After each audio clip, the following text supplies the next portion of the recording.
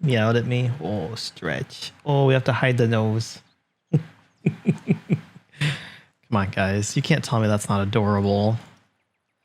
We should just make this the rest of the stream. Just like this. Just want to reach over there and cuddle. Oh my god, the max cam was in the way the whole f***ing time. To be fair, at least he's cute. It was intentional. It's so you guys couldn't see my cheats. I can't believe I did that. I'm sorry, fellas. I'm sorry. I'll pull up the replay and we'll watch it right now if you guys want to see it. All right, guys. So this is how the replay starts. First, we're trying to decide whether we want to go mobility or view range. All right. And really, it comes down to... Okay, I'm kidding. I'm kidding, guys. Relax. Okay. Funny, says Steamroller.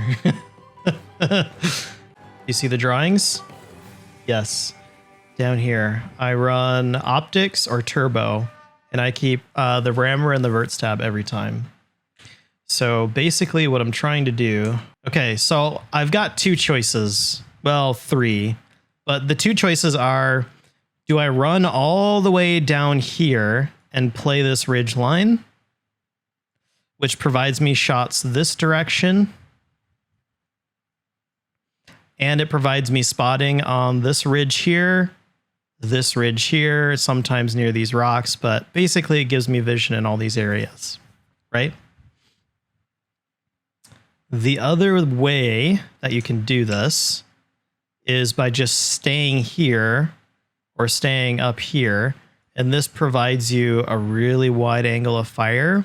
And so what you'll be doing is just getting damage on anything that your light tank spot in these areas, right?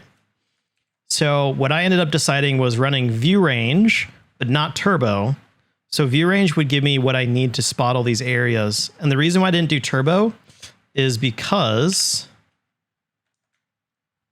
of this.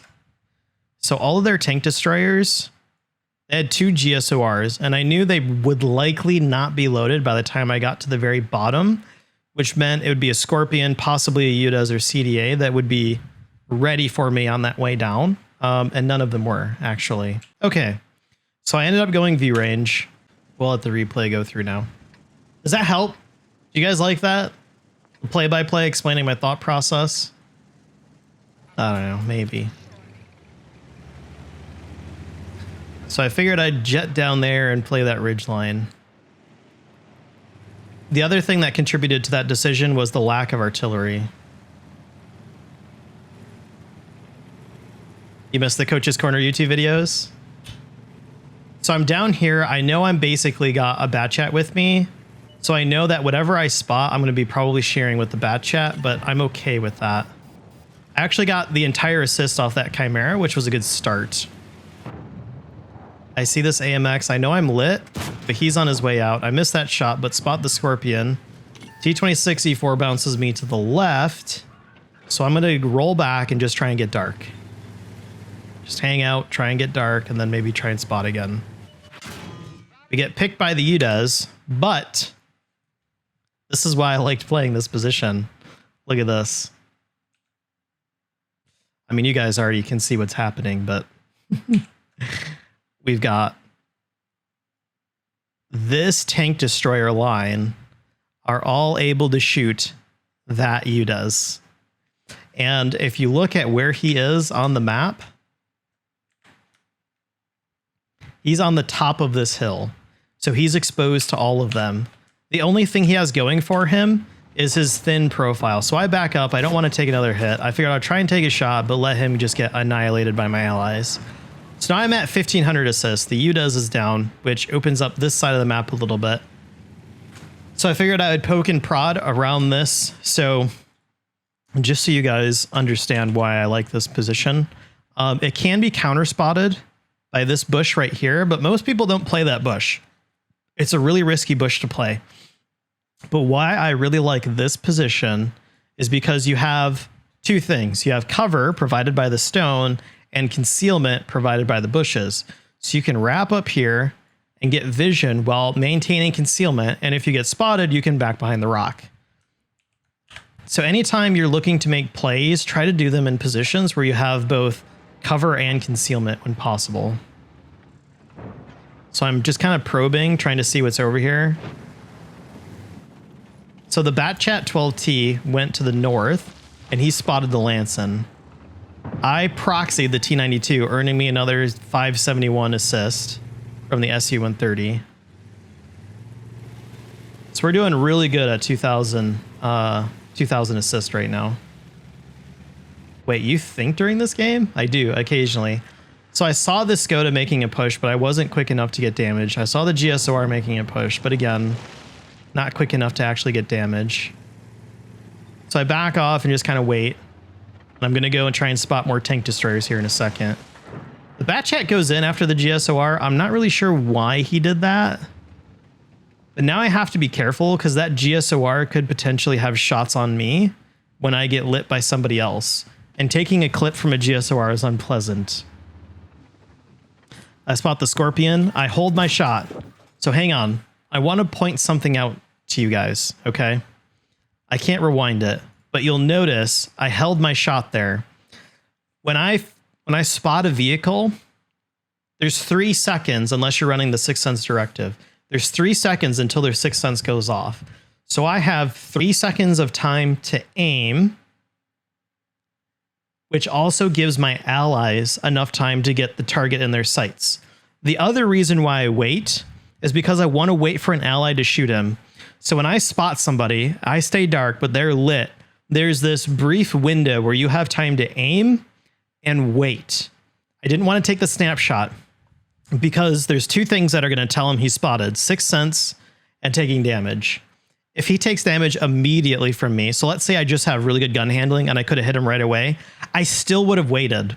Because if you wait for an ally to shoot and then take your shot, right, you give your ally more time to aim and do damage, right? So what I would have done had I had perfect accuracy there, I would have waited until the absolute last second. Either he takes damage for an ally or he starts backing up and I just take my shot when I can, when I see him moving out of the way.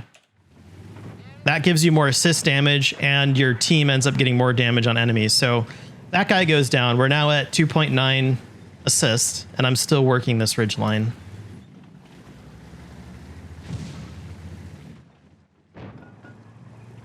So I'm noticing a development here. Okay. Let's pull up the mini map because this is what I'm looking at right now. We've got pressure going straight into these guys and straight into these guys. Generally, when you have this kind of pressure, what the enemy ends up doing is they end up falling back and down around this ridge line or just trying to run this way. If those guys are going to fall back, that gives me an opportunity to get shots from my position in that crossing, which is more free damage. The only thing really preventing me here is this GSOR, but my plan, as we get pressure from the heavies here, is to wrap around this hill, keeping myself in cover from this side, while getting damage this direction. Of course, these guys won't be looking at me, so I'm not worried about taking damage from them. I'm worried about these guys. So I'm always going to be more sensitive to being in these guys' gun sights. But as long as I can get damage to the north without taking damage from these guys, that's my goal here when I start wrapping around the front. But that's what I'm thinking when I look at the mini map right now. My goal is to get this GSOR out of here. And really, he's in a tight spot because we're taking the north and we have control of the middle. It's only a matter of time before he makes a mistake. I see him backing up, so I just get ready to finish him off. I take my shot. I back off. These guys look like they might still be falling back any second now. I take one from the Lanson, so that telegraphs to me that the Lanson is right here on this hill. And look at all of these tank destroyers back here. I recognize that if I can spot this Lanson, he gets obliterated. So I start to do that play I just talked about, which is wrapping around down low. The Lanson gets spotted. I take a snapshot, but I'm not worried about hitting him. I have a lot of allies that are going to have a great time with that Lanson. So what am I doing right now? when I talked about wrapping around this hill, I would sit here, but I'm actually crossing. So what crossing does right here, 3. What crossing does right here, this rock provides cover from anybody trying to get shots over here while I get free damage this way. Secondary, I get to try and proxy spot that chimera that's down here, which will provide these guys some vision. So the Lancin takes a bunch of damage and I get free shots on the E4 because I'm sitting next to this rock. I'm still trying to adjust my positioning between shots. I know where the other Lancin is now, so I'm going to relocate, try and get more shots on the Tiger, but he's pulled forward, getting out of my gun. So now I'm going to look for the Lancin and the T92. If I can spot them, we still have plenty of guys in the middle that can do damage. I proxy the Chimera, which means I'm lit, but I'm not too worried about that as I still have a lot of hit points and I can trade 1-for-1 pretty comfortably right now.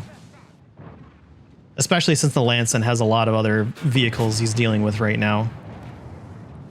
I'm zooming out between shots because I want to see if that Chimera is coming towards me. At this point, with the E4 right in front of him, I figured it's fine if the Lancin shoots me. He's probably going to die anyways. I was going to aim at the T92 because he had more hit points, but, you know, the SU got him anyways. So now we're sitting at 5K with 1,500 assist. I think this is right where I'm at, about 95.2% on the mark. But it's always nice to try and secure it with a little bit more damage. This is where having the turbo would have been nice. But I still think sacrificing the turbo for the view range was optimal for this match. So the AMX isn't spotted. I'm going to try and get shots on the GSOR. And as I do this, I'm trying to proxy the AMX. But I'm not seeing him, so I don't think he's in this area. So we take down the GSOR. And we're going to start driving towards the cap to try and figure out where the AMX is. And he tells us where he is by hitting us. So this is something I know not very many people will do naturally. So let me just zoom out real quick. He can kill me in his next shot. So I'm a one shot. But look, the game is over. If he kills me, so what? Like no skin off my back. I got to repay a repair bill. Well, that doesn't bother me. However, if I keep driving at him, and I see this mistake a lot, if I just keep driving at him, there is a small chance I get more damage at the risk of dying, but he's literally the last tank. He is the last opportunity to get damage. Even when there's more than one tank at the end of the game, if the game is over, even if you're a one shot, you might as well still try to get damage. Just make sure that you don't throw the game. It's almost impossible to throw this one at this point in time, but that was the decision I just made in my head was, you know what? Even if he kills me, it's worth the risk if I'm just getting more damage. So I literally just make a beeline. I splash that one into the dirt. And I don't want to go right up and over because I see the E4 wrapping around. I want to try and do it strategically. He's turning, so now I have free reign to just shoot him. And we end up with 5 damage on the kill shot. So anyways, that was the match. Hopefully you guys liked it.